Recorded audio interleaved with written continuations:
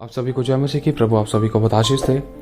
तो आज से हम नीति वचन के अध्यायों को पढ़ने की पूरी कोशिश करनी है आज से हमें, जिससे कि हम बुद्धि में, ज्ञान में, समझ में, परमेश्वर की भरपूरी में, परमेश्वर के डर में और परमेश्वर की इच्छा में हम परिपूर्ण होते जाएं।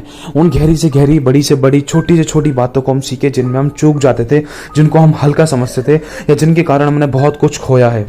तो ये वो बातें हैं, ये वो ज्ञान की, समझ की और बुद्धि की बातें जो प्रभु चाहते हैं हमारी जिंदगी में हो, ताकि हम छोटी से छोटी बातों में कभी चूकने ना पाए, कभी कुछ खोने ना पाए, कभी हम गिरने ना पाए, कभी हम ठोकर ना खाएं। क्योंकि ये बातें हम सभी की जिंदगी में होना बहुत जरूरी है। हम चाहें तो नीति वचन के अध्याय हम डेट के अनुसार भी पढ़ सकते हैं, तारीख के अनुसार पढ़ सकते हैं, जैसे जो तारीख है उसके हिसाब से हम वो अध्याय पढ़ सकते हैं।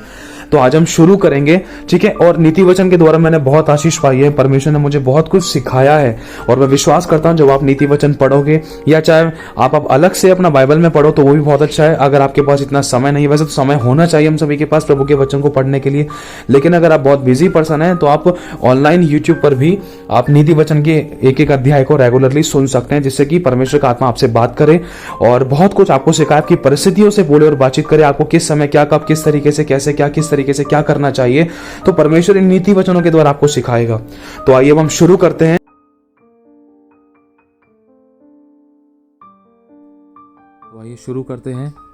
लिखा है नीति वचन 19 अध्याय पहली आयत में, जो निर्धन खराई से चलता है वह उस मूर्ख से उत्तम है जो टेढ़ी बातें बोलता है। मनुष्य का ज्ञान रहित रहना अच्छा नहीं, मतलब मनुष्य का मूर्ख रहना अच्छा नहीं है। और जो उतावली से दौड़ता है वह चूक जाता है। मूर्खता के कारण मनुष्य का मार्ग टेढ़ा होता है और वह मन ही मन में यहोवा से चिढ़ने लगता है।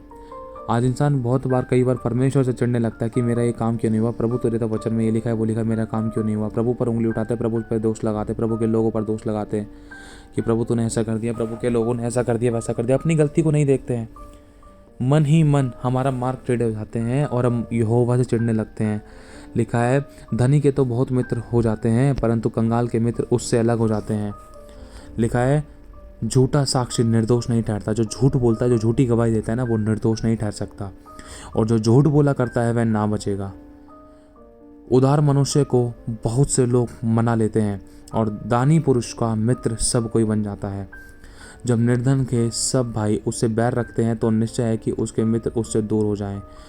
वह बातें करते हुए उनका पीछा करता है परंतु उनको नहीं पाता।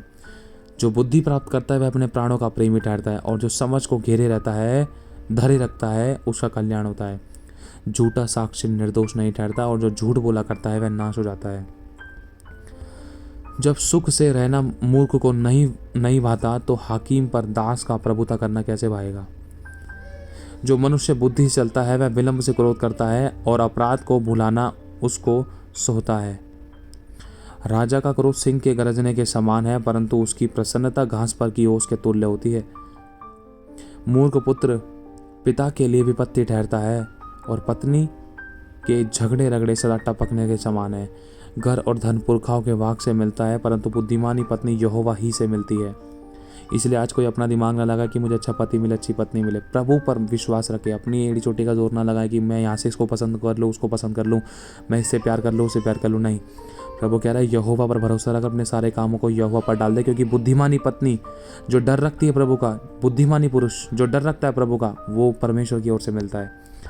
आलस से भारी नींद आ जाती है और जो प्राणी ढिलाई से काम करता है वह भूखा ही रहता है। जो आज्ञा को मानता है वह अपने प्राणों की रक्षा करता है परंतु जो अपने चाल चलन के विषय में निश्चिंत रहता है वह मर जाता है।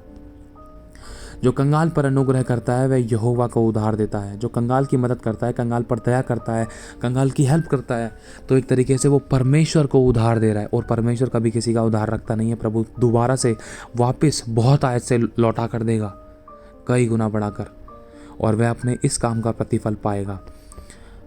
जब तक आशा है तब तो अपने पुत्र को ताड़ना कर, जानबूझकर उसको मारना डाल। देखो, जहाँ पिटाई की ज़रूरत है बच्चे को, अगर वो गाली वगैरह तो उसको पिटाई करनी ज़रूरी है, लेकिन इतनी भी पिटाई नहीं कि उसकी जान ले ले। नहीं, जो बड़ा क्रोधी है उसे दंड उठाने दे, क्योंकि यदि तू उसे बचाए तो बारंबार बचाना पड़ेगा।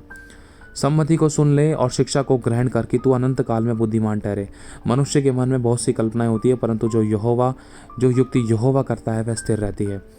मनुष्य कृपा करने के अनुसार चाहने योग्य होता है और निर्धन जन झूठ बोलने वाले से उत्तम है। यहोवा का भय मानने से जीवन बढ़ता है और उसका भय मानने वाला ठिकाना पाकर सुख से रहता है, उस पर विपत्ति नहीं पड़ने की। आलसी अपना हाथ थाली में तो डालता है परंतु अपने मुंह तक कौर नहीं उठाता। ठट्ठा करने वाले को मार, इससे भोला मनुष्य समझदार हो जाएगा, और समझ वाले को डांट, तब वह अधिक बुद्धिमान हो जाएगा और ज्ञान पाएगा। जो पुत्र अपने बाप को उजाड़ता है और अपनी माँ को भगा देता है, वह अपमान और लज्जा का कारण होता है। हे मेरे पुत्र, यदि तू भटकना चाहता है तो शिक्षा को सुनना छोड़ दे। अधर्मी साक्षी न्याय को ठट्ठों में उड़ाता है और दुष्ट लोग अनर्थ काम निगल लेते हैं। ठट्ठा करने वालों के लिए दंड ठहराया जाता है और मूर्खों की पीठ के लिए कोड़े हैं। हालेलुया। तो प्रभु आशीष आप सभी को जय मसीह की।